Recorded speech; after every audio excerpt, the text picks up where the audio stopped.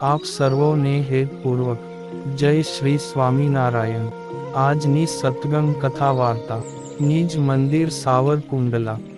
આજની સત્સંગ કથા વાર્તામાં આપણે શ્રીમદ સત્સંગી જીવનની કથા સાંભળશું।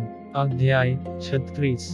1। સુવ્રત મુનિ કહે છે કે, હે રાજન, નીતિશાસ્ત્રના જ્ઞાતા ગવર્નર રાજા બે હાથ જોડી વિનયથી નમ્ર બનીને શ્રી હરિને નમસ્કાર કરીને કહેવા લાગ્યા કે, હે સ્વામી, આજ મને આપના દર્શનથી અતિશય આનંદ થયો છે। હું આપને માનવ સ્વરૂપમાં છુપાયેલા પરમેશ્વર જાણું છું। આપ જો પરમેશ્વર ન હો તો આપના ભક્તજનો કામ ક્રોધાદિક અંતર શત્રુઓ ઉપર વિજય પ્રાપ્ત કરીને સાંસારિક વિષયોથી કેવી રીતે વિરામ પામી શકે? જે અંતઃશત્રુઓ બ્રહ્માદિક દેવતાએ સહિત સમગ્ર જીવ પ્રાણી માત્રને ક્ષોભ પમાડે છે, ને આપના આશ્રિત સાધુઓને સત્શાસ્ત્રોક્ત લક્ષણે સંપન્ન જાણીને તેમનો દ્રોહ આચરતા દુષ્ટ અને સાધુતાના ધર્મે રહિત દંભી ગુરુઓને મેં દંડ કર્યો છે। સાચા સાધુઓનો દ્રોહ કરતા ગુરુઓ તથા રાજાઓનો મેં વિનાશ કર્યો છે। છતાંય તેમાંથી કેટલાક અસુર ગુરુઓ પૃથ્વી ઉપર ક્યાંક ગુપ્ત સ્થળે રહ્યા છે। હે વર્ણિન્દ્ર, ધરતી ઉપર સમગ્ર રાજાઓને પુરુષ પ્રયત્ન વિના પણ મેં વશ કર્યા છે। તે આપનો જ પ્રતાપ છે। સર્વ જીવ પ્રાણી માત્રનું અકારણ હિત કરતા આપના આ સંતો પૂર્વની માફક જ પૃથ્વી પર સુખેથી વિચરણ કરે। કારણ કે આપના આશ્રિત વર્ગને કષ્ટ આપનારને દેહાંત દંડની સજા કરવી એવો મારો નિર્ણય છે। સુવ્રત મુનિ કહે છે કે, હે રાજન, પૃથ્વીપતિનું આ વચન સાંભળીને શ્રી હરિ કહેવા લાગ્યા કે, હે રાજન, આપ સુજ્ઞ છો, જે કાની કરો તે યોગ્ય જ કરો છો। ધર્મ તથા સાધુ સંતોનું રક્ષણ કરવું, તેમનો દ્રોહ કરનારાને દંડ આપવો અને પ્રજાનું પુત્રની માફક ભરણ પોષણ કરવું એ રાજાનો પરમ ધર્મ છે। સદ્ધર્મના રક્ષણથી પૃથ્વી પર તમારો ઉત્કર્ષ થશે, તથા અધર્મને અનુમોદન આપનારા અન્ય રાજાઓનો વિનાશ થશે। હે રાજન, પરમેશ્વરની ઈચ્છાથી ધર્મના રક્ષણ માટે કિમ્મ પુરુષ ખંડમાંથી તમારું અહીં આગમન થયું છે। જો તમે આ પ્રમાણે ધર્મ માર્ગમાં ચાલશો તો સર્વ રાજાઓ ઉપર શાસન કરનારા સાર્વભૌમ ચક્રવર્તી સમ્રાટ બનશો। હે રાજન, પૃથ્વી પર પૂર્વે જે વિખ્યાત રાજાઓ ઉત્કર્ષ પામ્યા તે સર્વે સાધુ અને ધર્મના રક્ષણથી જ પામ્યા છે, એમ તમે જાણો। સુવ્રત મુનિ કહે છે કે, હે રાજન, શ્રી હરિનું આવું વચન સાંભળીને ભવબંધનથી મુક્ત થવા ઈચ્છતા મુમુક્ષુ રાજા પોતાના કલ્યાણનો ઉપાય પૂછવા લાગ્યા કે, હે સ્વામી, આપના અનુગ્રહથી આ લોક સંબંધી સમગ્ર રાજ્ય વૈભવના સુખને પામ્યો છું। હવે મૃત્યુ પામ્યા પછી પરલોકના પરમ સુખને ઈચ્છું છું। હે જગદગુરુ, તમે આશ્રિત જીવોને સંસ્કૃતિના બંધન થકી મુક્ત કરો છો, તેથી હું પણ આપને શરણે આવ્યો છું। તે કારણથી તમે મને મારી મુક્તિનો ઉપાય જણાવો, જેના માધ્યમથી હું સંસારના બંધનો થકી મુક્ત થાઉં। રાજાના વચન સાંભળીને ભગવાન શ્રી હરિ કહે છે કે, હે રાજન, આપનો આ શ્રેષ્ઠ નિર્ણય છે। આ પ્રકારના નિર્ણયથી તમારો આત્મશ્રેય થશે, અને તેથી જ મેં નક્કી કરેલું સત્શાસ્ત્ર સંમત આત્મકલ્યાણનું સાધન હું તમને જણાવું છું।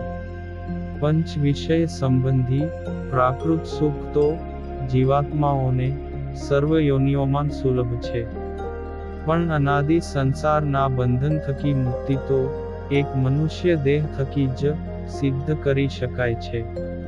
સમગ્ર પુરુષાર્થની સિદ્ધિ કરાવતા ક્ષણભંગુર મનુષ્યનો જન્મ મળવો અતિ દુર્લભ છે. મનુષ્ય જન્મ પ્રાપ્ત થયા પછી પણ તેનો વિનાશ અવશ્ય થાય છે. તેમાં કોઈ પણ પ્રકારનો સંશય નથી. ચિંતામણી તુલ્ય આ માનવ શરીર જ્યાં સુધી પોતાને વશ વર્તે ત્યાં સુધીમાં બુદ્ધિમાન પુરુષે આત્મકલ્યાણ સાધી લેવું જોઈએ. ભગવાનની ભક્તિ આત્મકલ્યાણનું સર્વોત્તમ સાધન છે. આ મારો અભિપ્રાય છે, અને એ ભક્તિ પણ ધર્મ, જ્ઞાન અને વૈરાગ્યયુક્ત દ્રઢપણે કરવી. અને મેં કહેલો આ સિદ્ધાંત સમગ્ર સત્શાસ્ત્રનો સિદ્ધાંત છે. તેથી હે રાજન, તમે પણ સ્વધર્માદિક અંગે સહિત ભગવદ ભક્તિ કરો. તેનાથી જ સંસાર થકી મુક્ત થશો. સુવ્રત મુનિ કહે છે કે, હે રાજન, શ્રી હરિના આવા વચનો સાંભળીને પ્રસન્ન થયેલા ગવર્નર રાજાએ ફરી ધર્મ, જ્ઞાન, વૈરાગ્ય તથા ભક્તિના લક્ષણો પૂછ્યા. અને ભગવાન શ્રી હરિએ તેમના યથાર્થ લક્ષણો સમજાવ્યા. તે સાંભળીને અતિ પ્રસન્ન થયેલા વિચક્ષણ ગવર્નર રાજા શ્રી હરિ પ્રત્યે કહેવા લાગ્યા કે, હે સ્વામી, મનુષ્યાકૃતિમાં રહેલા તમે પ્રગટ ભગવાન છો. તેથી જ હું નિરંતર આપની જ ભક્તિ કરીશ. હે દેવ, આજ દિવસથી આરંભીને સહકુટુંબ હું આપનો દાસ છું. આ પ્રમાણે કહીને રાજા શ્રી હરિને શ્રદ્ધાપૂર્વક સાષ્ટાંગ દંડવત પ્રણામ કરવા લાગ્યા. ભગવાન શ્રી હરિએ રાજાને ઊભા કર્યા ને કહેવા લાગ્યા કે, હે રાજન, હું તમારા પર અતિશય પ્રસન્ન થયો છું, તેથી મારી પાસે કાનિક વરદાન માગો. શ્રી હરિના આ પ્રકારના વચનો સાંભળીને ગવર્નરના નેત્રોમાંથી અશ્રુઓ વહેવા લાગ્યા. અને બે હાથ જોડીને શ્રી હરિ પ્રત્યે કહેવા લાગ્યા કે, હે સ્વામિનારાયણ, હે હરિ, મારાથી જાણે અજાણે થયેલા પાપમાંથી મને મુક્તિ મળે એવી આપના ચરણોમાં હું આજ પ્રાર્થના કરું છું. સુવ્રત મુનિ કહે છે કે, હે રાજન, ભગવાન શ્રી હરિએ તથાસ્તુ કહીને રાજાને વર આપ્યો. યમ, નિયમ વગેરે ધર્મનો ઉપદેશ આપ્યો.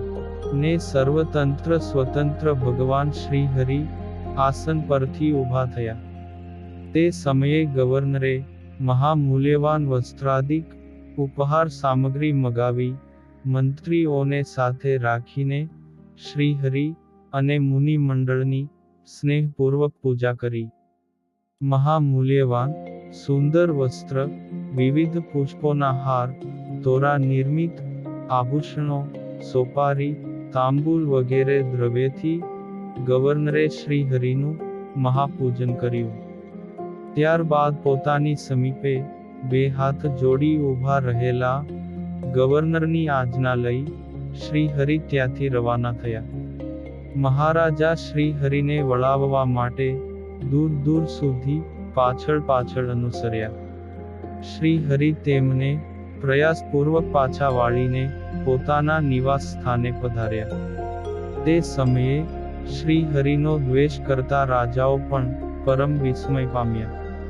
અને માનનો ત્યાગ કરીને માર્ગમાં વેળા મળી શ્રી હરિના ચરણોમાં પોતાના અનનમ મસ્તક ઝુકાવવા લાગ્યા. અને હવે પછીની કથા વાર્તા આપણે આગળના ભાગમાં સાંભળશું. અત્યારે આપ સર્વોને ભાવથી જય શ્રી સ્વામિનારાયણ.